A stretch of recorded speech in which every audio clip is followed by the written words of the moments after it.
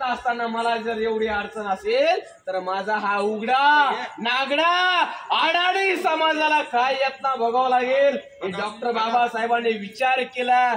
म्हणून स्वतःची इंदू, रमेश, गंगाधर, राजरत्न असे चार लेकर या मातीत आज जर माझा नोकरदार नव्हे तर साधा ग्रामपंचायतचा मेंबर असेल, त्याच्या लेकराला जर साधी सर्दी झाली असेल, साधी ताप आली असेल, त्याच्या घरी 4 व्हीलर असते, त्या 4 व्हीलरला तो स्लिप मारतो, चावी मारतो, स्वतःच 2.5, 3, 5 वर्षाच्या लेकराला त्या 4 व्हीलरच्या गाडीमध्ये टाकतो, बिडकीन सारख्या शहरामध्ये दवाखान्यात देतो, जंगले सारखा असेल, पाडळकर सारखा असेल अशा डॉक्टरांकडे 500-500 रुपयाची काय देतो, फी देतो, 600-700 रुपयाचं मेडिकल करतो आणि त्या सर्दी झालेल्या बाळाला घरी घेऊन येतो. माझा त्या समाजाला, त्या बांधवाला, त्या ग्रामपंचायत मेंबरला, त्या बाबासाहेबांच्या पुण्याने नोकरी लागलेल्या त्या कर्मचाऱ्याला माझा प्रश्न आहे, ज्या वेळेला तुम्ही स्वतःच्या लेकराला घेऊन घरी येतात आणि घरी येत असताना तुमच्या लेकराला साधी सर्दी झाली, साधी ताप झाला म्हणून 1,500ची काय करता, मेडिकल करतात. त्या काही बाबासाहेबाच्या लेकराला जर औषधाला किती पैसे लागले असेल, 5 पैसे, 10 पैसे, रुपया लागला असेल, त्यावेळेला 32 डिग्र्या घेणारा मानव स्वतःला स्वतःच्या लेकराला रुपयाचं औषध देऊ शकला नाही आणि स्वतःचे 4 लेकरं मातीत घातले आणि त्या 4 लेकरं मातीत घालणारे या महामानवाचे उपकार जर आम्ही विसरत असेल तर माझ्या समाजाला माझा प्रश्न आहे, या महामानवाची आपण लायक अवलाद आहोत की नालायक अवलाद आहोत याचा विचार आपण केला पाहिजे. आमचा माणसाने जर क्वार्टर मारले, 90 मारले आणि ते म्हणतो मला कोणाची कमी नाही, माझ्याकडे 4 एकर शेती मी विकत घेईन म्हणतो. डोक्याला लागलं काही म्हणतात माणसं. तुमच्या घरी मा बाबी पियत होता मला माहिती, आता सोडले आमच्या बापानं. तो असाच चौऱ्यावर बसून गप्पा आणतो की मग पुरं गाव विकत घेईल, कारण माझी जमीन DMSC गेली, बरी MIDC मध्ये गेली, बरोबर आहे की नाही सर.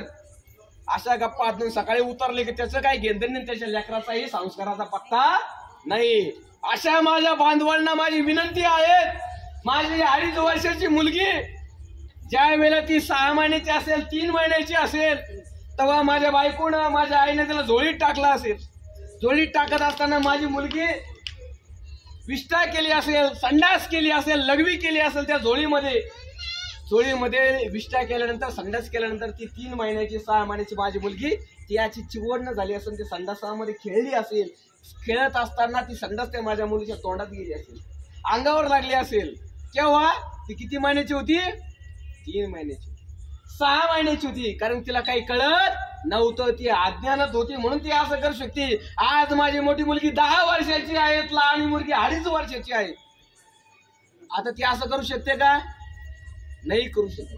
का नाही करू शकत, आज ती सज्ञान झाले, तिला जर संडास आले ती आईला म्हणू शकते मम्मी मला शी आली, मला बाहेर घेऊन चला, कारण ती आता अज्ञान नाही. म्हणून माझ्या उपस्थित समाजाला विनंती आहे, आतापर्यंत आपल्याकडे ज्या चुकी झाल्या असतील, ज्या अंधश्रद्धेत, रूढी परंपरेत आमच्याकडून कर्मकांड झाले असतील, ते कर्मकांड आपल्याकडून कावा झाले, जेव्हा आम्ही अज्ञानात होत.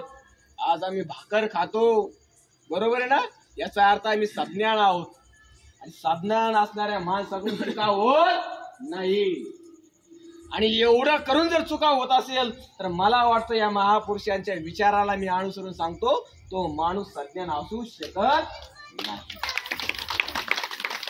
म्हणून किमान डीजेवर नाचण्यासाठी आमच्याकडे 10 वाजेपर्यंत परवानगी असते. आमचा माणूस टर्र पिऊन नाचतो, पण त्या टर्र पिऊन नाचण्यात आमच्या अनेक पिढ्या कशा उद्ध्वस्त करतो हे त्याच्या लक्षात आलं पाहिजे. आमच्या घरात वाढत असणारं 3.5 हाताचं लेकरू शाळेतल्या मास्तराचं अनुकरण करत नाही. का करत नाही, कारण तो शाळेत जातो 5 वर्षानंतर. आता 2.5 वर्षानंतर जातो इंग्लिश मिडियमचा भाग वेगळा, पण केव्हा जातो शाळेत, 5 वर्षानंतर, 6 वर्षानंतर जातो. पण 6 वर्षापर्यंत तो अनुकरण करतो कोणाचं, स्वतःच्या बापाचं, स्वतःच्या मोठ्या भावाचं, स्वतःच्या आईचं. म्हणून बापाचं, मोठ्या भावाचं, मोठ्या बहिणीचं आणि आईचं कर्तृत्व आहे त्यांचं कर्तव्य आहे की माझ्या घरात वाढणाऱ्या 3.5 हाताच्या लेकराला कोणते संस्कार द्यायचे. आम्हाला शोकांतिका वाटते, तुम्हाला टाळ्या घेणारे वक्ते पाहिजे असतात, तुम्हाला नाचण्यासाठी डीजे पाहिजे असतात, पण ज्या वेळेला एखादा माणूस नेहमीच्या देठापासून तुमच्या भावना तुमच्यापर्यंत जी अभिव्यक्तीप्रमाणे बोलत असतो, कुणी चर्चा करत असतो, ती चर्चा ऐकण्यासाठी आमच्या माणसाकडे वेळ नसतात. ही शोकांतिका आहेत.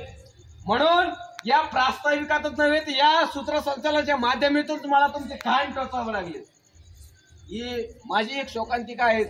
माझ्यासारख्या छोट्या कार्यकर्त्याला माझ्या माय, माझे बाप, माझे वडीलधारे यांचे कान टोचावे लागतात. त्यांच्या उदरातून मी जन्म घेतला अशा माय माऊल्यांना सुद्धा मला समजून सांगतात की माझी शोकांतिका आहे. ज्या माय माऊल्यांनी, ज्या बापाने मला मार्गदर्शन केलं पाहिजे त्या लोकांना मला सांगायची गरज पडते. म्हणून तुम्हाला विनंती आहे, या ठिकाणी 10 मिनिटात आपण कार्यक्रम संपणार आहोत, पण या कार्यक्रमासाठी जे बाहेरून लोक आले आहेत त्यांच्या विचारांचा ठेवा आपल्यापर्यंत पोहोचला पाहिजे.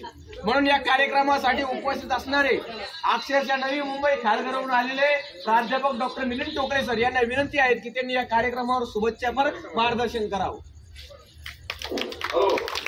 त्यानंतर राहिलेले मोहन मुळे चेअरमन यांचं स्वागत